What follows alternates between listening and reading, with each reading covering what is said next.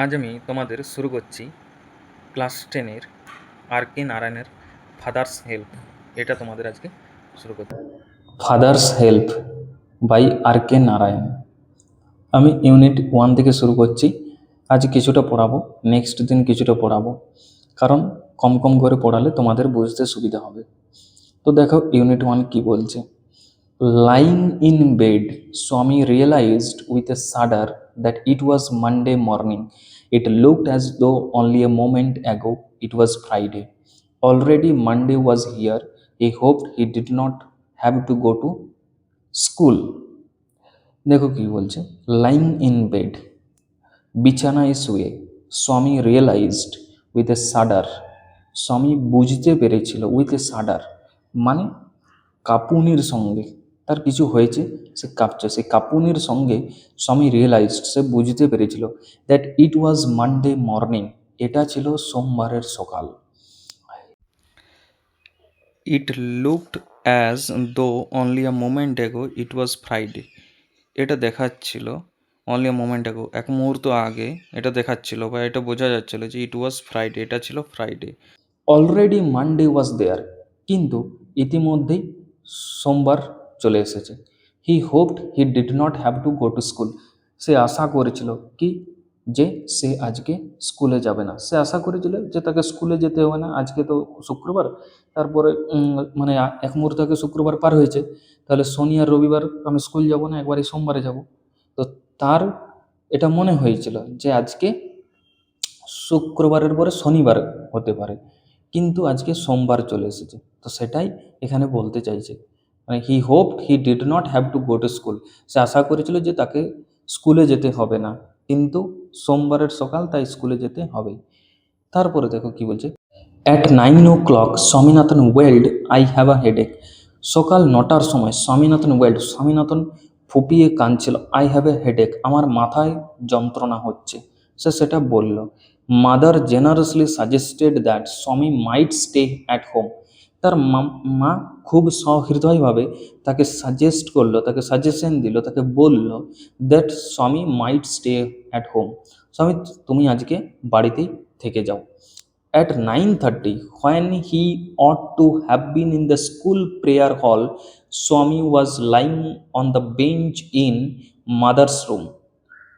At 9:30 মানে সকাল 9:30টার সময়, কি when he ought to have been in the school prayer hall, যখন সে 9:30টার সময় তার স্কুলের প্রার্থনা হলে থাকা উচিত ছিল, মানে যে সময়টাতে 9:30টার সময় তাকে স্কুলের প্রার্থনা হলে থাকা উচিত ছিল, স্বামী was lying on the bench in mother's room, সেই সময় স্বামী কী করছে, তার মায়ের ঘরের বেঞ্চের উপর শুয়েছিল, বা তার মায়ের রুমের যে বেঞ্চ ছিল সেই বেঞ্চের উপর স্বামী শুয়েছিল। মানে তার যে সময়ে, সেই 9:30টার সময় তার স্কুলের যে প্রার্থনার হল সেখানে থাকার কথা ছিল, সেই 9:30টার সময় সে কিন্তু তার মায়ের ঘরের সেই বেঞ্চের উপরে শুয়েছিল। তারপরে দেখো, father asked him, have you no school today, তার বাবা জিজ্ঞেস করলো তাকে, কি তোমার কি আজকে স্কুল নেই? Have you no school today, তোমার কি আজ স্কুল নেই? হেডেক, স্বামী রিপ্লাইড, স্বামী রিপ্লাই করলো কি, বাবা মাথা যন্ত্রণা করছে, আমার মাথা যন্ত্রণা করছে। তারপরে দেখো, nonsense, dress up and go, তার বাবা তাকে বলছে কি, যে ননসেন্স, বাজে কথা বলো না, ড্রেস আপ, ড্রেসটা পরো, অ্যান্ড গো, এবং যাও, স্কুলে যাও। তারপরে আবার স্বামী বলছে হেডেক, বাবা মাথা যন্ত্রণা করছে। তারপরে কি বলছে দেখো, loaf about less on Sundays and you will be without a headache on Monday.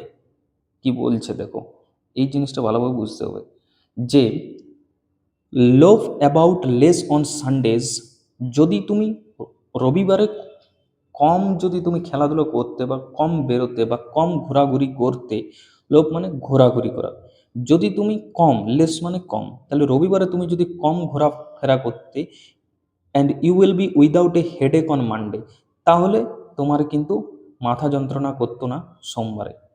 তুমি বেশি ঘোরাফেরা করে ফেলেছো সানডে, রবিবারে, তার জন্যই তোমার হেডেক হচ্ছে বা মাথা যন্ত্রণা করছে।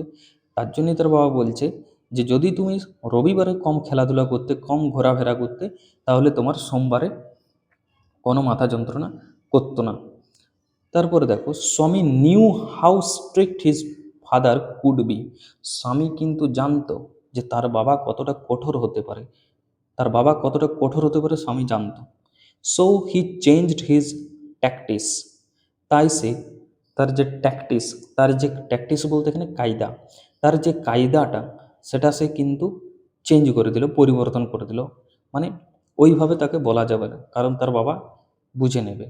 I can not go so late to the class. তাহলে আমি কিভাবে বলবো বাবাকে? না, যে বাবা আমার আজকে ক্লাসের টাইম ওভার হয়ে গেছে, মানে টাইম পেরিয়ে গেছে, আমি এত লেট করে বা আমি এত দেরি করে স্কুলে কিন্তু যাব না। এইটুকুটা তার বাবা কিন্তু বলল। এত দূরেই থাক ক্লাস পর্যন্ত। নেক্সট দিন আমি পরের পার্টটা পড়াবো, তারপরে যে কম্প্রিহেনশন এক্সারসাইজ সেগুলো কিন্তু তোমাদের করে দেবো। আর প্রত্যেকটা লাইন বাই লাইন এক্সপ্লেনেশন করছি, কেমন লাগছে একটু তোমরা কিন্তু জানাবে। আর বন্ধুদের সাথে একটু শেয়ার করে দেবে, সবারই যাতে উপকার হয় সেই চেষ্টাটা কিন্তু তোমরাও করবে।